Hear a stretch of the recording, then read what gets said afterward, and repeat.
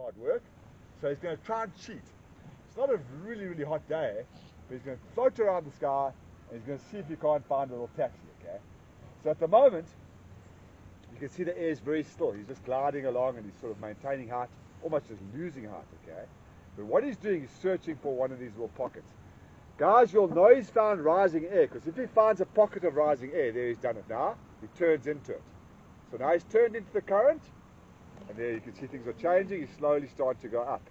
So what he's trying to do is find exactly where that air bubble is rising. And if it doesn't work effectively, he'll just keep flying to find a stronger bubble. So at the moment, it's actually backfired, guys. He's been on the wing 2-3 minutes, and he's basically below us still. So if we were hunting now, we'd be in deep trouble, because the rabbits and the guinea fowl would just be getting out of dodge, okay? They know he's below them, and he can't dominate them unless he's above. So if you're a guinea fowl now, and you see that eagle far away like that, what you do is you just run and you fly in the opposite direction. Once the bird's got height though, you don't then fly, you hide. And that's what this dog's all about. A hiding guinea fowl is incredibly hard to find, but that dog can use his nose to locate it. He'll run through the grass, he'll find where the rabbit's hiding, and he'll stand dead still with his tail in the air. So let's just paint a picture. Let's just say there was a guinea fowl under this hedge here. The dog would follow his nose. When he got about 5 meters from that hedge, he'd stand dead still like a statue. We'll show you later. And he won't move. She's not flapping, and every time she's going higher and higher and higher. So when we're ready, guys, we'll just turn her back, we'll flip our cap, and she'll move vertically over as if we're about to hunt. So generally speaking, if we had a rabbit now, we'd have a really good chance of catching it, because you've got enough height, call her over, and we basically do it. Let's just go a little higher maybe. You can see how that bubble's working, guys. Okay, he's coming off the ridge now, saying, Greg, I'm ready for food, so we just call it. You go! You flip our hat like that three times, wave your hats like that, you can wave it, and once she sees you waving, she now knows she's been called home, okay? But, obviously the bird's not hunting now, so he's going to come down really slowly, okay? Allison's got the food there, saying that's my reward, and he'll land on the glove any day now. You can tell that bird's not doing any work, guys, it's just floating up there. Now it's like coming downhill on a bicycle. It's put his nose down, it's lining up, it's working out what's for breakfast. That bird hates chicken, and that's what it's having today. It's a chicken day. You can see it's not really keen. Now if nothing else comes out, says, okay, let's go and get the food.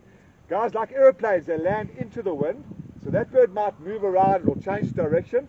When it decides it knows exactly where the wind's coming from, it'll drop its nose and land like a butterfly. Watch us casually eyeballing us there. Luckily we've got some hungry birds, guys, so we'll be able to show you what a proper dive looks like. So you guys just lazily coming in, and he's very friendly. Well done, you.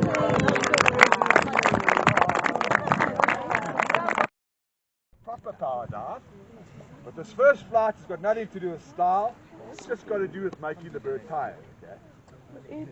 So he's going to go onto that pole, there he is there now. Now because he hasn't got lots of height, you'd have to basically surprise the pigeon to basically cut it off. So if there was a pigeon and it was feeding on the ground here, the falcon wouldn't fly directly at the pigeon, because the pigeon would see it coming and dive into the bush. So it would ambush, almost like a leopard stalking, okay? So that little falcon is going to try and catch me by surprise to strike this lure out of the sky in the first pass. So you'll see she'll come in low, probably from behind that wall, or maybe the tree fern. She's trying to conceal her attack, okay?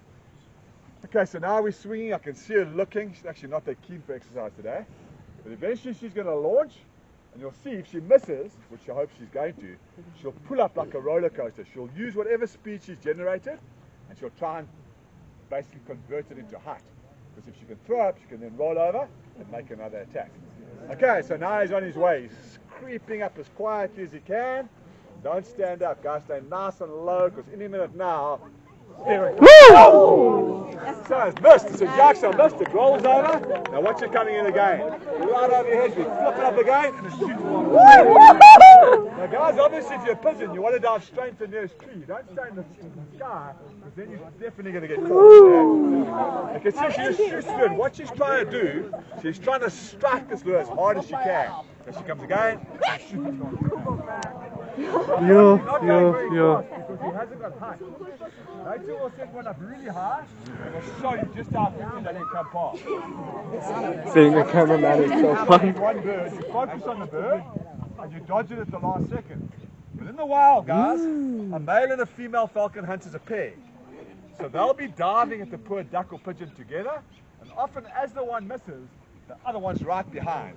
Okay, now we're going to give the bird its food. We drop it down, we say, well flown. As they're about to get it, thanks for the game. Wow, guys, it doesn't have to be easy. You've got to work the bird.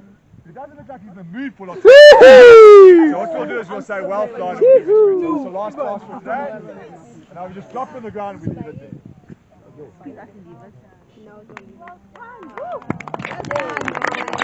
Good job. Look how tough he is. He's talking to the dog. What he's doing is saying, dog, you sit right there, okay? And the only reason the dog listens, guys, is because this bird can bite seriously powerfully. If I roll the bird around like this, watch how she holds on. The little claws are sharp, okay? So she just holds on to that dove. But watch how she breaks that neck, guys. That's the neck of a full-grown chicken. A chicken would stand about this big, 3 times the size of that little falcon. But watch what happens if you irritate the bird like this. She'll bend over, see how she's biting. And her beak is capable of snapping the head of a chicken right off. So they kill by actually decapitating. So if the actual impact is not strong enough to kill the prey item, just like he's doing there, rolls it over, one bite and it's all over. You can hear him grumbling, guys. Now with birds of prey, you've got to train them just with positive conditioning. And the only thing that basically is positive for a bird is food. So that bird's flown well, but we want to fly him price today. So one chicken neck will last him until about 4:30 or 5. Then we fly him again for a long session, maybe a 15-minute session, and that keeps him relatively fit. Because if he was a bird in the wild now, he'd catch his pigeon, he'd fly to a pylon or a cliff, he'd eat it, and the rest of the day, just like a big lion, he sleeps. So they tend to basically just use energy when they're hunting or defending territory. Okay, let's try our fish real quickly. Oh. Guys, this fishing. Remember I told you to go for a straggler? Watch out, you better get in the audience, sir. Get into the audience as quickly as you can. Jokes aside, guys, if we let that eagle go now, it would come down, it would knock the gentleman over, and then just start squeezing. And every time it squeezes, as I say, the nail just goes right through your cheek or your hand or whatever. It's worse than a dog bite. We're just going to fly that eagle. He's a little bit aggressive. Okay, so guys, as I say, jokes aside, we protect everyone in the audience with these rakes. If we haven't got these rakes, we don't fly the bird because then she chases people. Now, how do you know if a bird believes it's a human? It's easy. If a bird has been hand raised and is imprinted, it will call to its human handler. So if we call to that eagle, it laughs us off. But because it thinks Allison's its partner, we'll show you. If the eagle goes off and finds a bubble of rising air, now it's actually calling to Allison. So when an eagle marks territory, they go really high, they call, and then other eagles hear them. So what this bird's going to do, if we can get it to go in the right direction, there it goes now, it will find a bubble of air, and then it's going to mark territory and basically start calling. And the dog? The dog thinks he's hunting. Okay, watch that eagle, guys. She's lived here forever, 18 years. So you can see she knows exactly where she thinks she's going to find rising air. And you can't see it, but if she goes another 100 meters, there's a cliff that's below her there. Bang. And that's where her little home taxi lives. It's almost like a surfer. He knows where the wave's going to break. He doesn't mess around dilly-dallying. He goes straight to the waves are working. Now we're going to try and show you if she can get into a nice rising bubble so she's comfortable and just floating. We'll get Allison to call to her. And if Allison calls across and she hears Allison, she should answer. Obviously, guys, birds of prey don't speak to humans. Normal ones don't. They've got to be imprinted. And the sad thing is that bird actually thinks Allison's its partner. It's been here 18 years, it doesn't want to leave. It's happy to be right here. It's actually battling to find the core of that rising air. It won't call unless it's comfortable in the rising air. If it's battling, it doesn't multitask. You can see it's battling, it's actually sinking there, so you can't even try and call to it at the moment. Now folks, all we were hoping is going to happen is she's going to find a really good bubble so we can lift her up really high. And the reason we wanted to go high, most of you would have seen fish eagles just diving off a pole or a cliff. It's pretty effective. But a fish eagle, if it dives from big height, can catch birds. So if this bird's at 1,000 foot up and a goose or cormorant or a heron flies below it, it'll just dive out the sky and catch it. So although they like fish eagles eat all sorts of things. Now you can see for the first time she's in the rising air. Let's see if Allison can call across. I don't know if she'll hear Allison from that far. Let's try.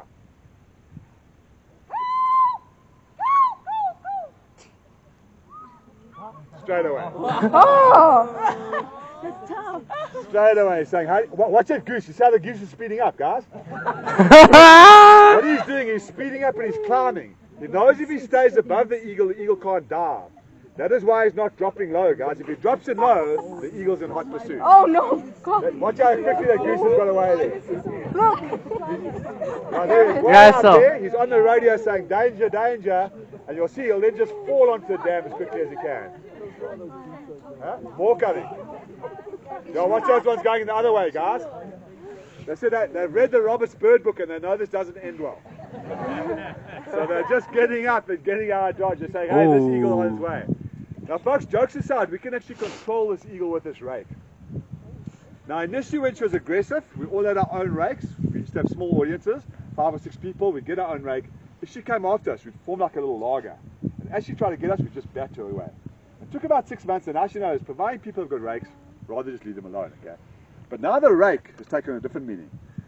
If you basically take the rake like this, you turn it slowly 3 times like that, okay? 1, 2, 3. Beg your pardon? Bullshit. It was bullshit, guys. You don't do it 3. You turn it 4 times. Now, what we do with this rake, jokes aside, guys, if you take the rake and you point it up to the sky like this, if the bird looks down from where she is now, and she sees the rakes pointing up, she's learned that we're not happy with her altitude. So if she's in rising air, and you hold the rake like she is now, okay, she'll just keep riding higher and higher and higher. And on a good day, a good summer day, we can get her to go so high you can't even see her. And then you don't have to call to her because she's watching the rake, and she can see the rake from 8 k's away. So when we want it to come back, if rake up means climb, what does rake down mean? Decline. So basically she's learnt, as soon as we drop the rake, ocean basket is open and the food's going on the water. So we'll show you now, guys. She's really nice and high. It's a beautiful thermal. Watch what happens when we drop the rake. 3, we'll let her do 1 more turn maybe. She's turning away, let's drop it now. We go like that, and here she comes. You see how she's basically, straight away she's committed? Now she knows. Up the sky. There's her lure, guys. That's her target on the water. Watch how she's falling out the sky. Circuits. That's her target just in front of the dog. Now she's going to try and work out how to catch that float right in front of the dog's nose. So she's saying, hey, the dog's a bit close. She knows the dog chases her. So she's trying to find a perfect little angle in. Here she comes. Let's go. Stop. Pull off the handbrake. Here she comes. Yo! Straight past, bang, and she's got us. Watch your dog's face. You can't believe the chicken's gone.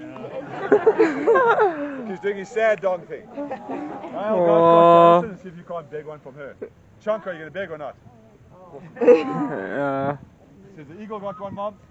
Baby's doing a ball. Baby's doing a ball.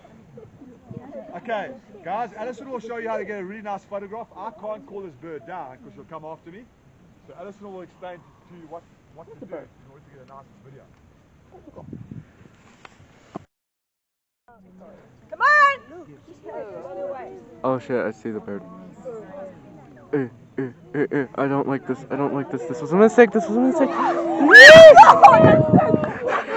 That's good!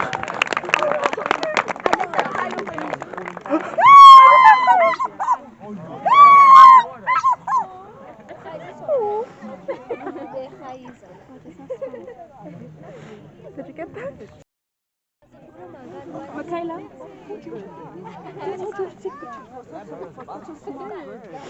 You're only now. And folks, the sad part is that damage is done in 14 days. When the bird pips out of an egg in the first 14 days of life, that's its natural mirror, that's what it thinks it looks like. The damage is done in 14 days. This bird's going to live to about 50 or 60 years old. She's never going to know she's a bird.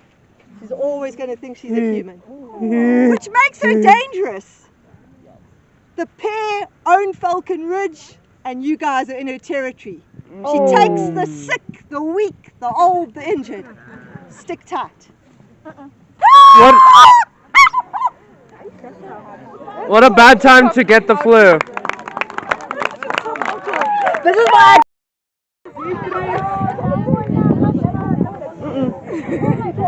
Oh no!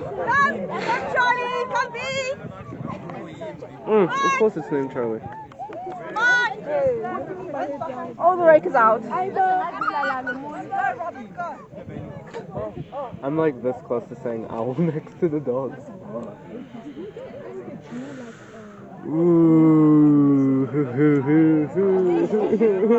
Oh, there's another one. There's a third one. Why did we choose the front row again? To get a nice view. Oi!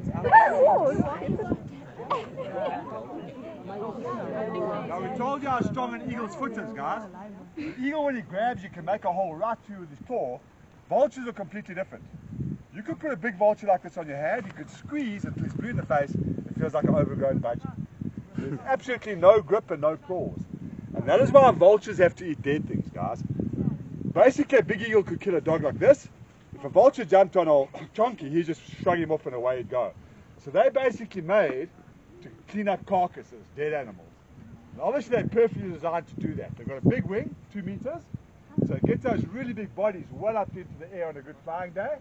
And they'll sometimes do 300 to 400 kilometer flights to find food. So once up in that rising air, they can float. Thermal, just like a small eagle. You see, they're trying to find some lift. It's just not working yet. They're just going round and round.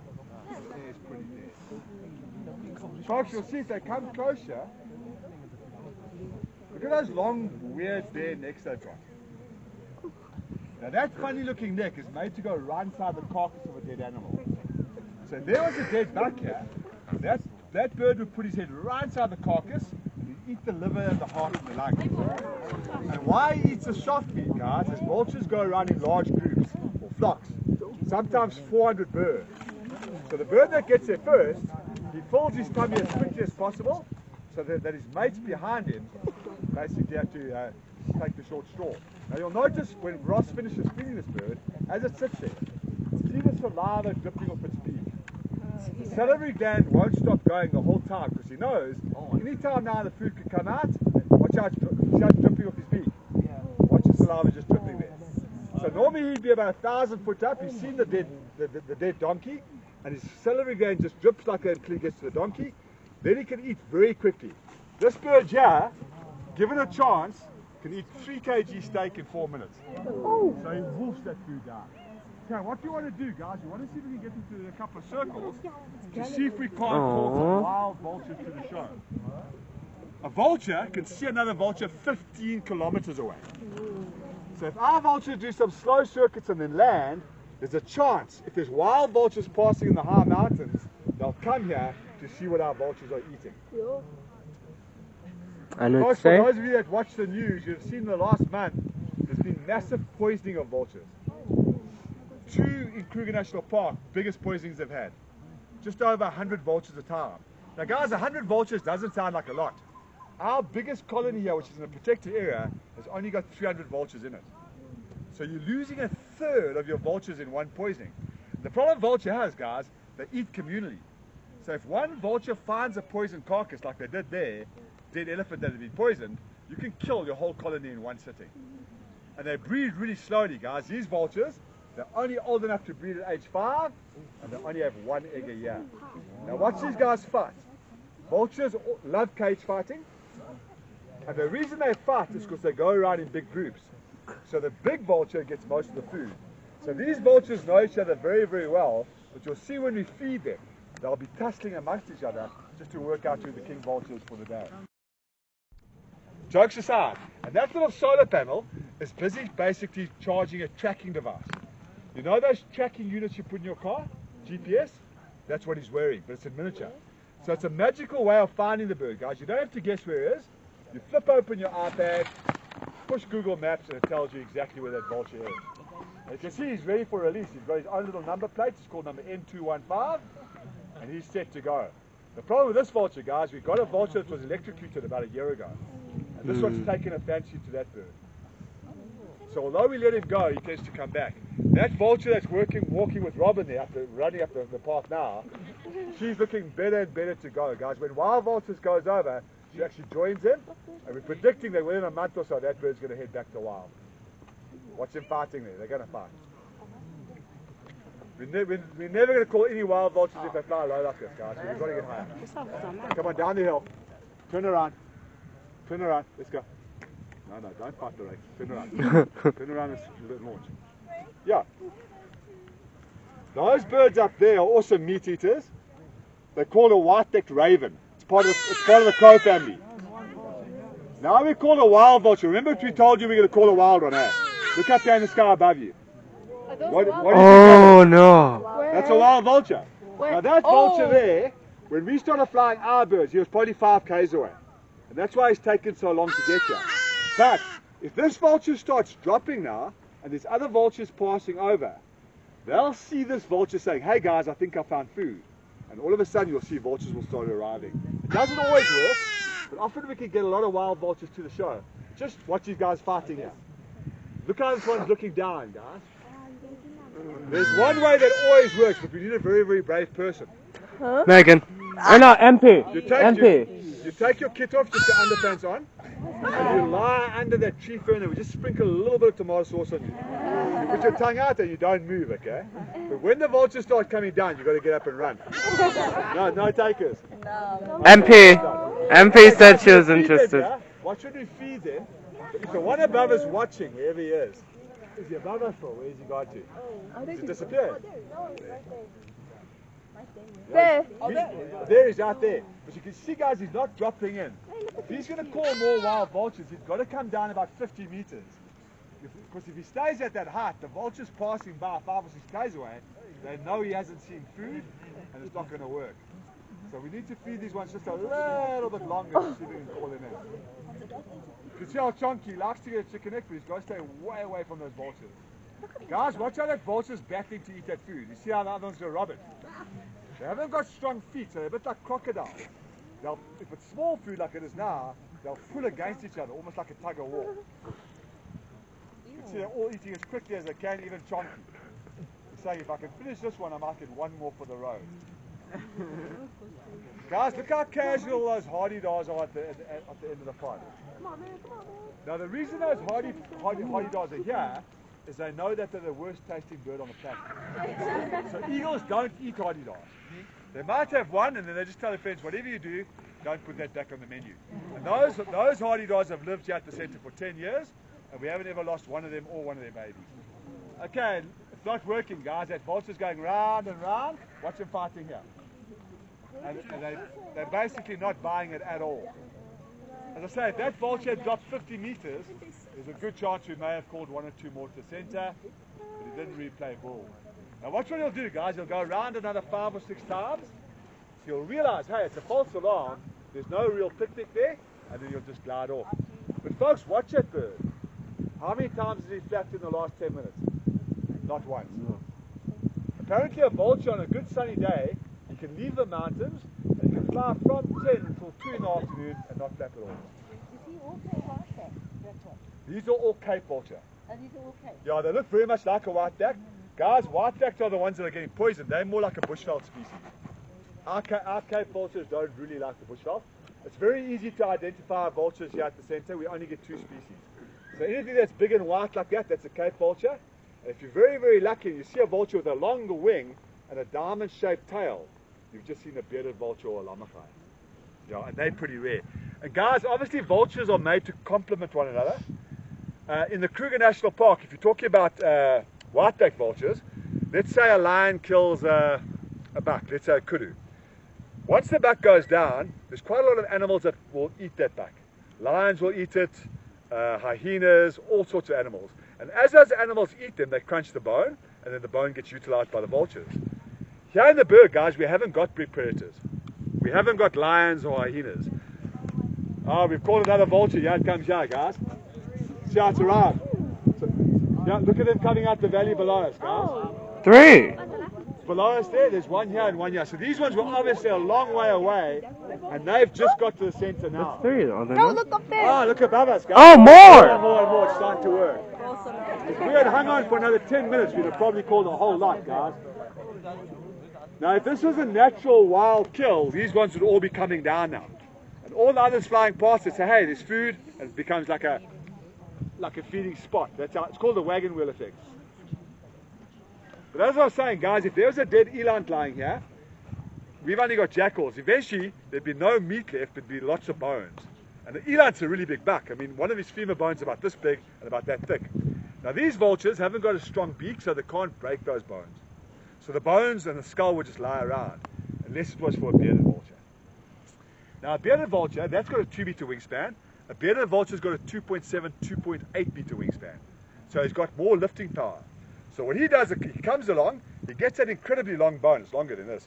He grabs with his strong legs, he launches, and with a 2.7 meter wingspan, off he goes. Now he's got a massive big bone that he wants to eat, but his beak's not strong enough. So what does he do? That's it, he's an expert bomber, guys. They go high up in the berg. In the berg behind us, there's places called ossuaries.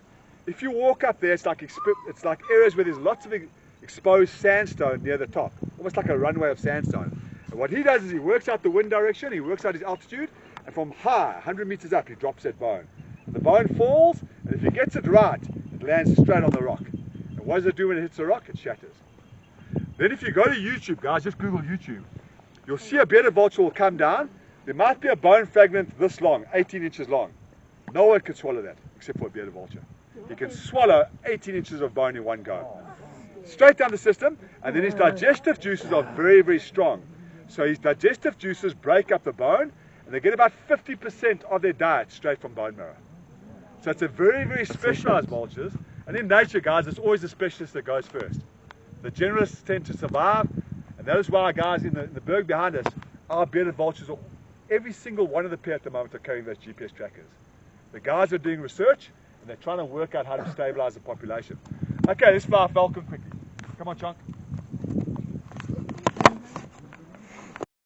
Multiple passes. He's the little male, weighing about 440 grams. Squawk is the female, so you can see she's double the size. She's clocking today 810 grams. The big fancy word is called reverse sexual size dimorphism. It just means with birds of prey, the girls are always bigger than the boys. The only exception you get is the secretary bird. She's eager. Oh, they're playing. I know that way. I think. Okay, folks, so remember, peregrine falcon, fastest creature on the planet. Folks, in level flight that you just saw now, that town pigeon outflies you every time. You've got to get height to convert height into speed. Fastest recorded peregrine that they clocked, folks, stooped at 406 k's an hour. Yeah. And that's why the guys still do falconry 4,000 years later. It's not about how many duck are sitting in the jacket. They just want to watch that power dive. They reckon from 2,000 feet up, that bird takes 11 seconds to come down. So it's all about the dive. Okay, so we're going to ignore Squawk until she's got monster push, and then Ross is going to throw a chicken egg from Pick and Pay at a 45-degree angle. So folks, you cannot show the true speed of a peregrine coming down to chicken eggs from Pick and Pay. Folks, how they hunt in the wild, when they got hot, the birds all hide. So they use flushing. Anything. Elephants walking in the veld, that flushing. In falconry, actually in Pietermaritzburg, they watch them. They sit in the nice blue gum tree for the morning. They look down the railway line. As that train starts coming into town, they bail out their tree and they mount. Folks, they've learned the train is heading off to a meadow feed silo. As the train goes through the silo, dirty town pigeons scatter and down your falcon rolls. Under falconry conditions, when your bird's sitting at 2,000 feet, quail, duck, francolin, grouse, they're not stupid. They've looked up, they've ID'd peregrine, they paged their Roberts bird book, they know they're on the menu for the morning, they use their camouflage and they just snivel into the grass, hoping that bird actually goes into the next valley. So yeah, once your bird is up, you can't find anything. So the English pointing dog ranges in and out the veld. As soon as he finds a covey of birds within 3 meters of his nose, he points. Foot comes up, tail high, mouth open, and that dog sucks in the air. Folks, you walk behind the dog, you wave your cap, the bird doesn't lose height, he just clips directly above the dog.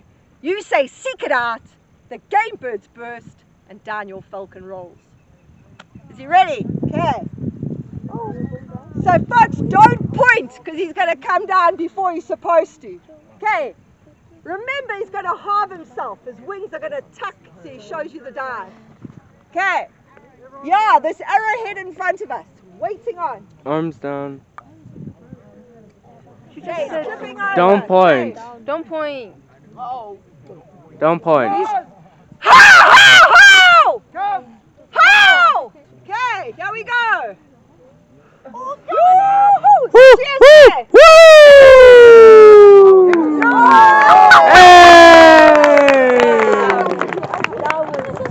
That was cool. That was so cool. They're still vultures. They're Folks, still even the vultures. hardy daws kept quiet. They're sitting on there. So Squawk takes her chicken egg. She's sitting on the same pole that Bullet was earlier. Folks, that whole dive, in that whole dive, she had her air brakes out, pacing herself for chicken eggs from Pick and Pay. Folks, under hunting conditions, it's actually called a teardrop stoop. They don't flap to reach 400 Ks. They tuck their wings against their body, tip their head, and pulsate their shoulders. As they go past the duck, they just drop an open foot at 400 Ks. The foot smacks it, it throws up to slow down. How you know you're holding a falcon, folks? He's got a baffle in his nose. It slows the air down so his lungs don't pop open at 400 Ks. They reckon that dive, that throw up, he's doing 7 G-force. Yeah. So if he misses, he's back up to height for one more dive. Of course, if he misses that one, the duck makes it off to the next door neighbor's farm. Okay, folks, so Squawk is sitting on her pole. It gives Robin time to fly the owl. The owl? Yeah, folks, the fastest recorded peregrine coming out the sky at 406 Ks an hour, and I get left with Cooey, the Cape Eagle owl, who if he pinned his ears back and he gunned it as fast as he could go, goes about 15 Ks an hour. That's pretty cool. Owl species, anything from a pearl spotted owlet weighing about 90 grams, all the way up to the giant or the Verreaux's eagle owl that lives in the Kruger National Park and predates on quarry as big as full-grown jackal. There's always been a few myths or fallacies that have been perpetuated with your owl. The first one being, if you read children's books like Enid Blyton and Winnie the Pooh, they're always described as wise, intelligent, sage old owl. Complete fallacy. Coo's about the most brain-dead bird we have at our center. Jokes aside, owls are like your cats at home. They train you, you don't train them. The second one, shame, don't bring them out during the daylight hours. Their eyes are going to burn. Also an old wives' tale. They've got about 8 times more rods and cones in their eye than you and I. They could see a black eagle hunting a rock rabbit on that mountain. The reason you don't see owls flying during the day, they're shaped like a big feather duster. There's no speed whatsoever. So your hawks, eagles and falcons go out of their way to kill owls during the day. The third myth, they're associated with death. This happened hundreds of years ago in Great Britain. You would have had lots of little villages scattered all over the place. If somebody fell sick in your village, you would have to get word out to the doctor. Of course, back then the transport system wasn't very good. By the time the doctor made it into your village, it was dark. His signal to find your house, you would light a little candle in your top window. Of course, that flickering light, that piece of glass, the moths, the beetles, the flying ants gather. It's a smorgasbord of food for your owl. He flies up the tree, chooses your roof. Doctor takes too long, patient dies, owl's associated with death. That's how it all happened. So Curry's going to come out and he's just going to show you the silent flight of an owl.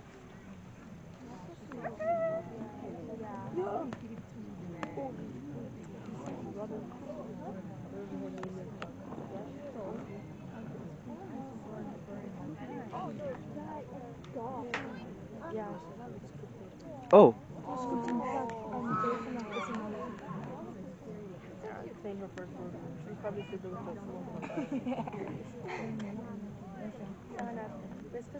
So the first thing you're going to notice, your journal birds of prey have a sharp pointed face. Your owls have a big radar dish of a face for picking up sound.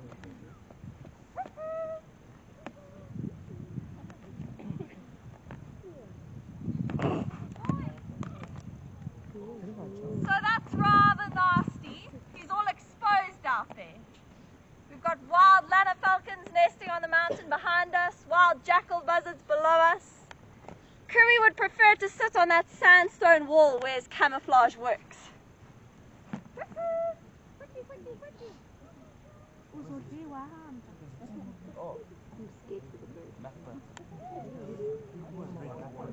You don't understand what the owl is.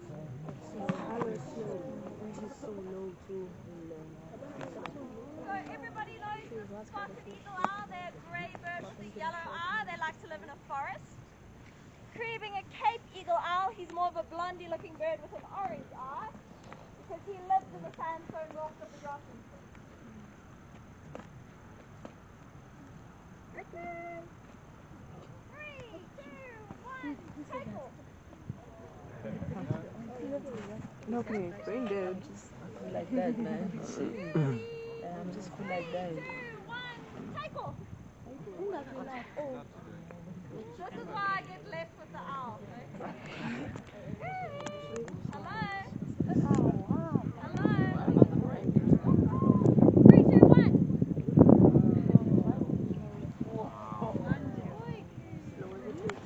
Aww. He's trying his best. It's a little kitty patootie. Brain dead, kitty patootie. Kitty patootie, So but folks, Curry has been in our show 17 years. He knows when he lands on my glove and I toss him, he's supposed to glide and land on the stump. For one more piece of chicken, he lands on the floor. Cuckoos, quickly. Curry, quickly. Quickly. Clever boy. He's going to turn and have a look at you. You're going to see those bunny ears sticking off the top of his head. Those aren't his ears, they're just ear tufts for camouflage. His ears are where the dark feathers are on the outside of his face. And they're not parallel, it's called asymmetrical hearing. One hole bigger than the other, one hole higher than the other. So if he was sitting on his lamppost and a rat started scratching 30 meters out in the veld, with that extra vertebra in his neck, he can spin his head 270 degrees and upside down. So he does this little triangle dance and he echolocates where the sound is coming from. But of course, all superheroes have an Achilles heel. With your owl, the eye is so big that it's fixed into the socket. So the first 6 to 8 inches of his nose, he can't swivel inwards and he's as blind as a bat. So he knows this trick. But we're going to hide chicken at Curry's feet and you'll see he has to reverse for vision to kick in. Okay, come. Make you dizzy. Make you dizzy. Hide your chicken. Where's your chicken? Ah, clever boy. One more, Coo. Back it up, back it up. Back it up, back it up. Where's your chicken? Where's your chicken, Coo? Ah, clever boy. Clever boy, Check out the Coo. cooler animal. Folks, obviously in the wild, if he missed that mouse, its heart would be beating out of its chest and he would find it very quickly. If you're echolocating to find your food, the last thing you want is your own wings flapping in your ears. So your owl's been blessed with a barbed feather on the leading edge of the wing to absorb sound for true silent flight. I'm going to get him where that stump is and he's going to do a long flight back into his aviary. Folks, believe it or not, your owls are the only ones that know their name. So bird brain doesn't apply to them.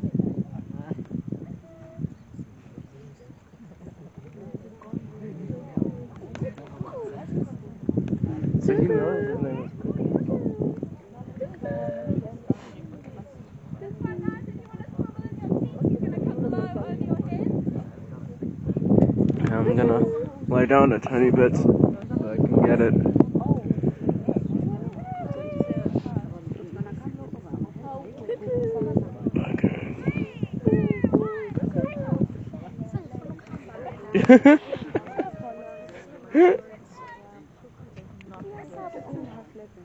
Oh, oh, oh.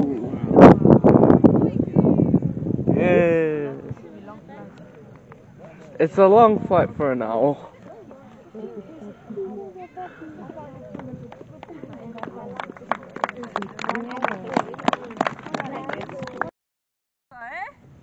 Just in case they decide to fly away and we have to sit under a tree the whole afternoon begging them to come down.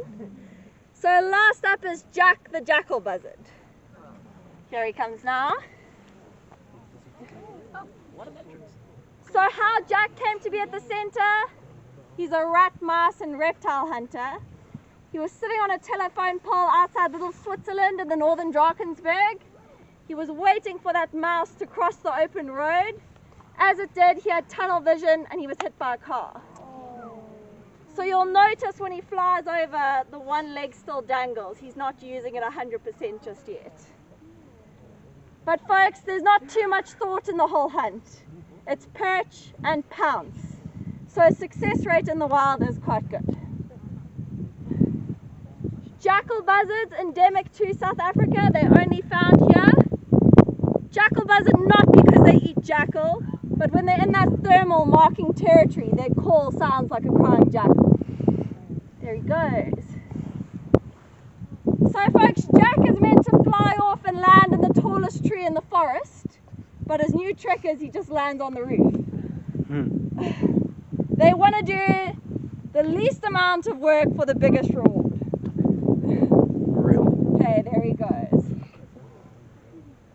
How you can tell buzzard? That rufous red tail, that's what tells you. Short red tail, that tells you buzzard. So he's going to sit in that tree, and then my mom's going to run a lure across the grass like it's a rat running across the road, and we'll show you how he'd make the catch. These are the common birds you get to see in the Central Berg. Your jackal buzzard, your long-crested eagle, your black-shouldered kite. Common because they're like a fisherman, folks. They're sitting on that telephone pole for 3 hours. If food doesn't come to them, they move 2 poles down. Okay, here he comes.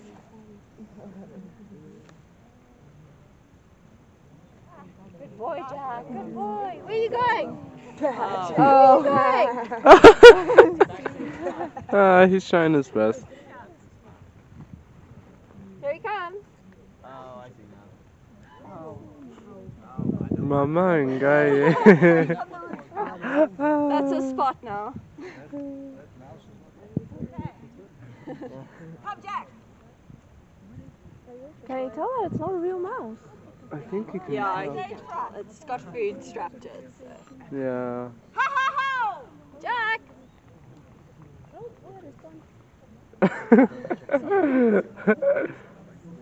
Okay, there we go. Ooh. That's why he's on react. Yeah, that's why first. Yo. If you're not making that kill first time round, you're not going to make it in the wild. It's just, that's why he's still here. The next step, when he does start catching with both feet, it's called hacking. So sitting in that cage, he's lost fitness. While he's been in that cage, he's become like humanized. You feeding him, he trusts you. The next step, you plonk him on a perch. That first time that he jumps from the perch to your glove, you've gained his trust. And then in small increments on the creance line, he flies further and further. Eventually you put a transmitter on their foot and they do a circle around the display area. They come down to food. Eventually you plonk that transmitter on. The battery lasts 40 days. You can track your bird about 110 kilometers. You release them from the center. 9:30 comes around. He's been sitting on that back mountain. He reckons, I haven't hunted for the morning, let me go disturb the bird show. You toss him food so you can fly the next bird, that gives you 10 minutes. Eventually with all that air time out, he's gained fitness, a mate's picked him up, you track him back and you take back your transmitter. And hopefully you never see them again. Yeah. Look shocked. So that's Jack. You get the raven. How did we get the raven? So folks, the question, how did we get Rebel the raven? He was actually hit by a car outside Cedarwood Village, there by the petrol station. The vet did try and splint the wing, but it just didn't come right. So unfortunately, he's going to be in captivity his whole life. But I've had a raven and a black crow, and I've got a soft spot for them. So yeah, Rebel's my baby. Yeah. And folks, that's how fast an hour goes. Thank you very much for joining Falcon Ridge. We hope you had a good morning with us. Woo! Goodbye, storage.